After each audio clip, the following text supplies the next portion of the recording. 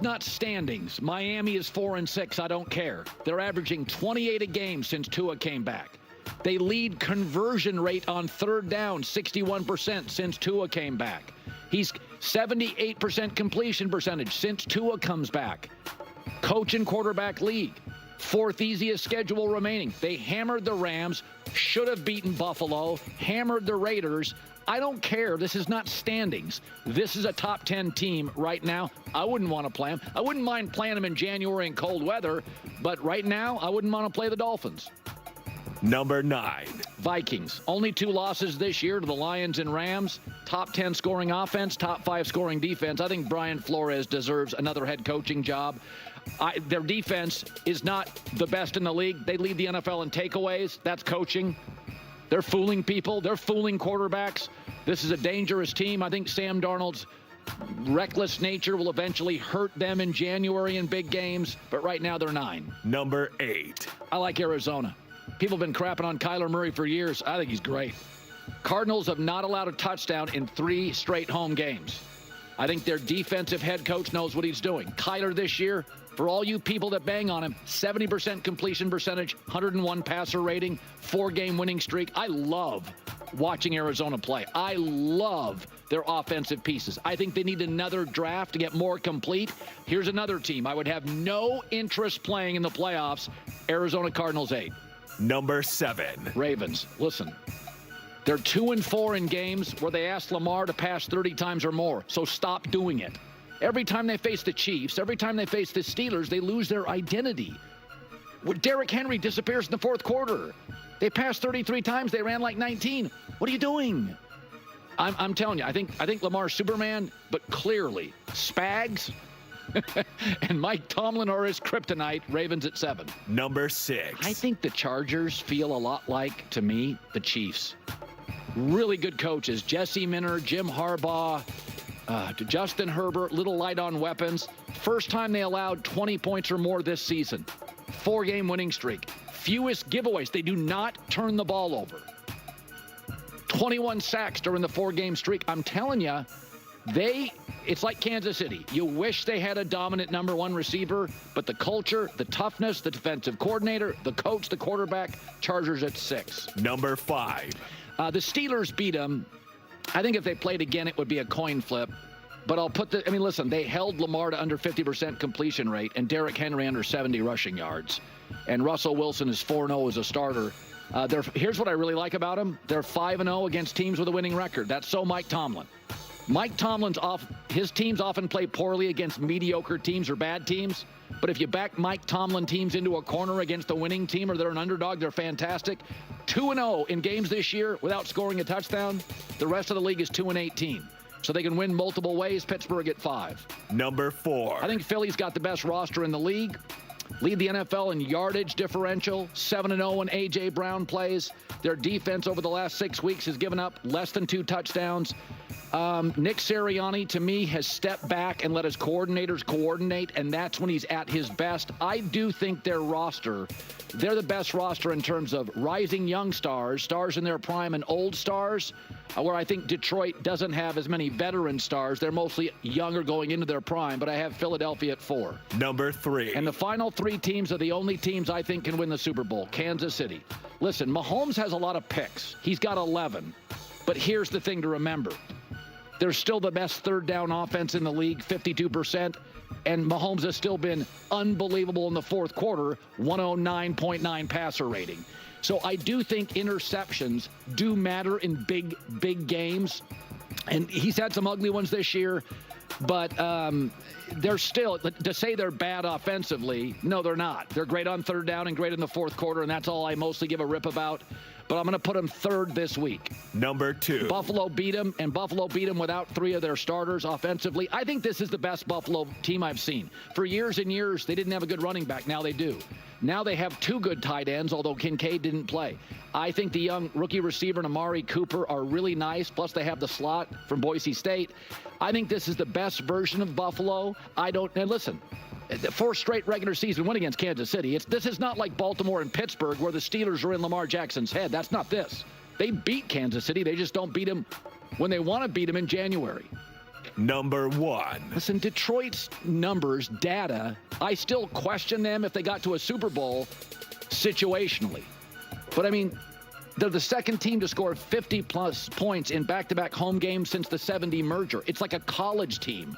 They get ahead. They're Randy Moss Patriots, where they get ahead of so many teams by 17 points at the beginning of the second quarter that it actually makes their defense much more lethal because everybody by the mid-second quarter, you have to pass. So even though I don't love all their defensive personnel, it's the best third down defense on any given Sunday in the league because everybody in Detroit knows what's coming. It's the Randy Moss Patriots. Was that the best Patriots defense? No, but when you lead 27-7 mid-second quarter, there's only one way to get back in the game. You have to throw, and your edge rushers know it. There you go. The herd. All right, let's talk about this. Oh, boy. Call me Miss Cleo, because I can tell the future. I've been saying that the Kansas City Chiefs are not the best team in the NFL, that it is the Detroit Lions. And it's so funny because why was losing to the Bills all of a sudden a sign of that? The Chiefs are still exactly who they are. Just because they weren't able to pull off a win, like why was that now the reason why they dropped? It wasn't because they were able to sneak on by with other wins. Like, if you thought that they were the best team in the NFL before the Bills, that Bills game doesn't make you now think that they're suddenly not, right? And the Lions blowing out the Jacksonville Jaguars now doesn't make you be like, you know what? The Lions blew out the Jags. I actually think now they're the best team in the NFL. Like, that doesn't really make sense, honestly. But I, of course, have the Lions number 1. It's interesting to see the Miami Dolphins up there. I think there's a few teams. It's so hard. As you guys know, I really hate rankings so much because I literally think that there's probably like 15 top 10 teams. There's just more teams that are equal than not. So to force a rankings like this, I get why it's done, but I'm never a huge fan of it because I think we could throw in the Commanders, the Broncos. Like, I think those teams are both worthy to mention. The Houston Texans, even, depending on how healthy they can get. But I do understand what Colin is saying about the Miami Dolphins. I definitely am certainly still high on the Minnesota Vikings. Like, again, it was funny. The Minnesota Vikings were unranked last week, and I was like, what are we doing? The Vikings are still a great team. Like, stop it. Put them in there. And again, now they beat a bad team, and they get back into the fold. And it's kind of like, okay, how do I make sense of this? But I think the Vikings are continue to be in a great spot. The Cardinals are such a fascinating team because they really do they really can turn electric in a moment's notice, and they had a couple tough bad losses early on in the season. And that will always make teams, or just people in general, think about, well, what team is this? Who is this team? Are they that team, or are they the team that's playing right now? And that's why then it's always tricky to try to evaluate. But I mean, the Cardinals can beat anyone out there. And when Kyler Murray is in his bag, he is in his bag. So, I mean, like, honestly, I'm fascinated to see what the Arizona Cardinals will be able to accomplish this season, especially when you see teams like Seattle not looking so hot, the 49ers not looking so hot, the Rams not looking so hot. I mean, like, this is absolutely the division for them to win. They'll get a home field advantage playoff game. And again, like, who will they end up playing? Could it be like a rematch between like the Commanders or something? So really interesting storylines coming the way of the NFC for sure. And then you have the Baltimore Ravens.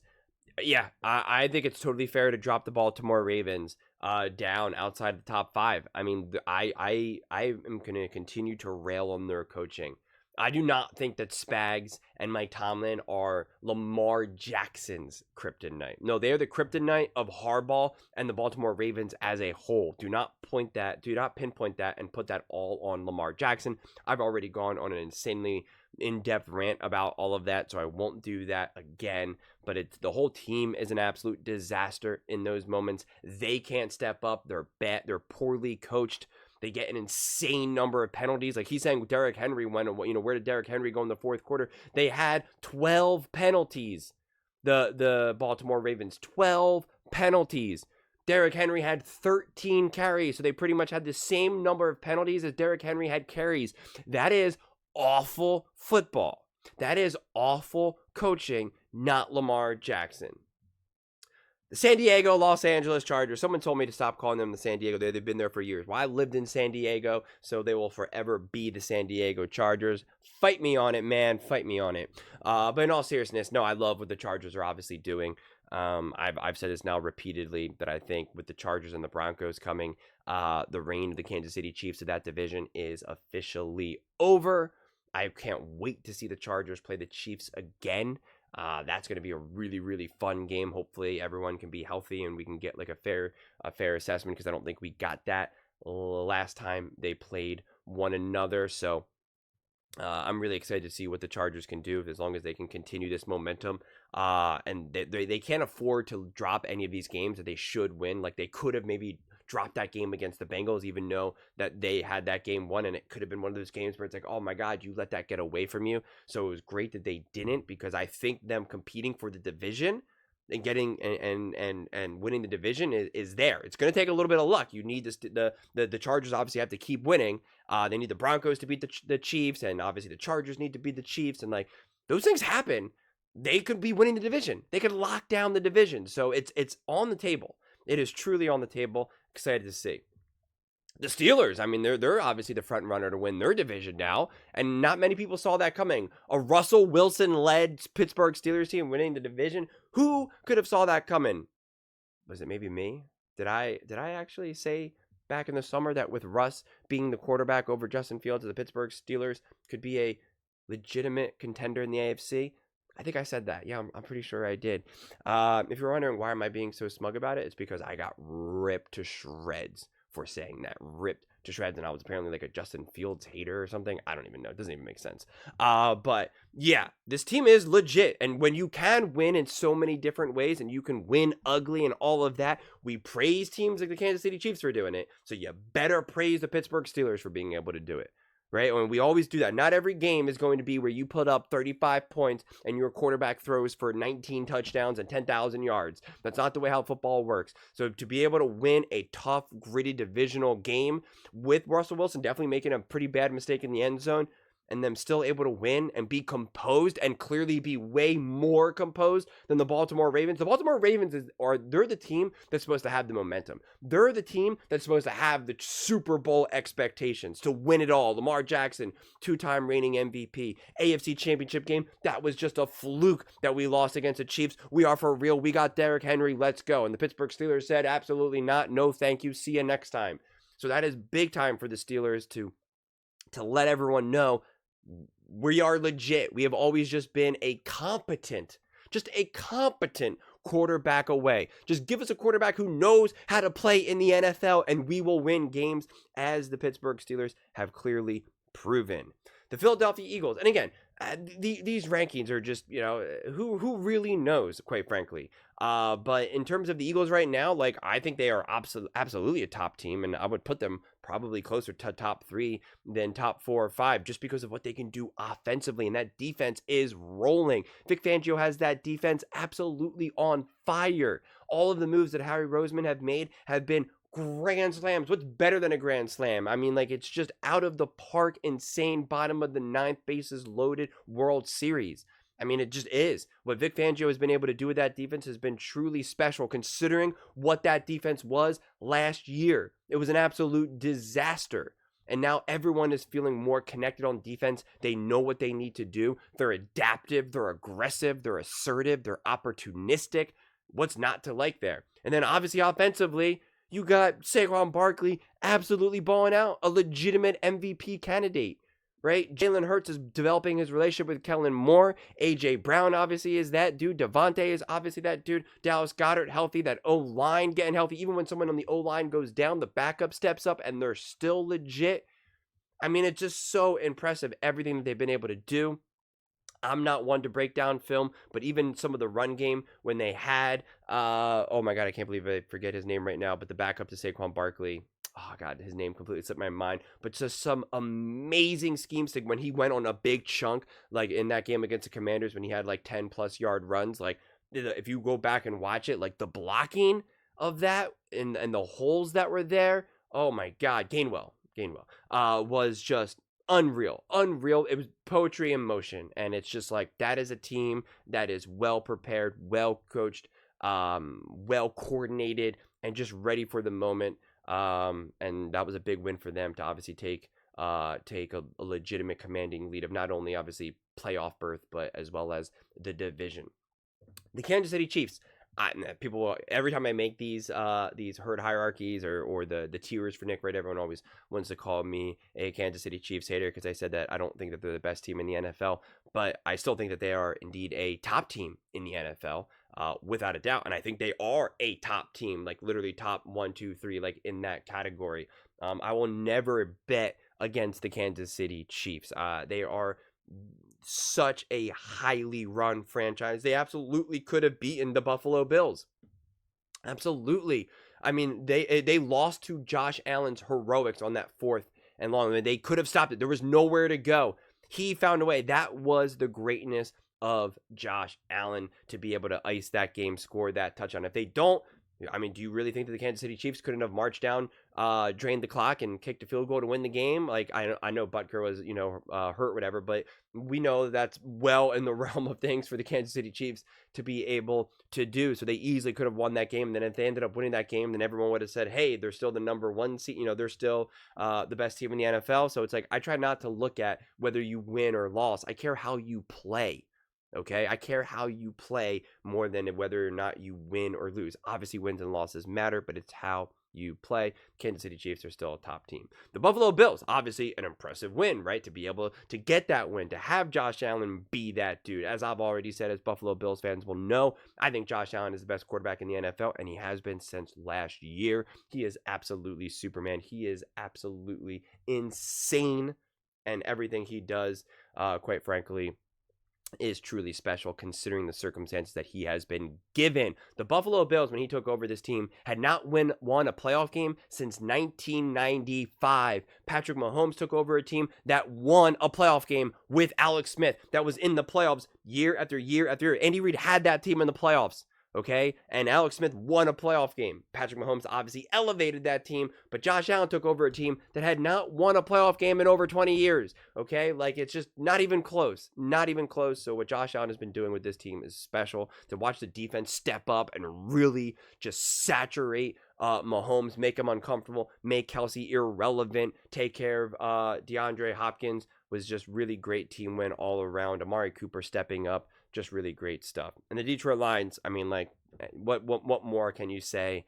Some Lions fans misconstrued what I said about them, because I've been saying that they're the top team in the NFL. I've been saying that for weeks and weeks and weeks, but I said, this game against the Jags doesn't really mean much. And someone was like, every game means much, you got to win, blah, blah, blah, blah. And it's like, you guys are taking these words too literally. I'm saying, like, there's nothing to learn from this game. We already know how dominant the Detroit Lions are, and beating up on Mac Jones and the Jacksonville Jaguars doesn't tell me anything that I don't already know. And it's not even impressive to me, because beating up a bad team, it doesn't really mean that you're a good team. We've seen the Philadelphia Eagles do that in years past. We've seen the Dallas Cowboys, of course, definitely do that in years past. We see all good average teams do that. So it doesn't mean how great you are. The Kansas City Chiefs blew out no one last year. Lo and behold, they won a Super Bowl. So you can't always go by you just feasting on bad teams, especially a bad team with a backup quarterback. But that doesn't mean that that's a knock on the Detroit Lions. I'm literally saying that I think the Detroit Lions are the best team in the NFL. So I think some Lions fans were just a little bit confused by what I was saying, so I wanted to take the opportunity to clarify that. But yeah, all in all, this top 10 at this point is just really, like, it's funny. Earlier on in the season, I feel like it's a mess, because we're like, what are we gonna do? How do we know these teams have played 2 games, right? Like, I have no idea who the Rams are. I have no idea what the Vikings are. Are they for real? Are they not? Like, we'll find out. Let's see. And now at this point, right, like, going into it, week 10, 11, and 12, you're just like, I don't know, man. Like, I still don't know. I still think, like, all of these teams going head to head, right? The Chiefs and the Bills play each other again. Who's winning that game? No idea. Lions versus the Chiefs. Who's winning that game? No idea. Eagles versus Chiefs. No idea. Ravens versus Chiefs rematch. No idea. Steelers Ravens rematch. No idea. Chargers versus Chiefs. No idea. There's just no way.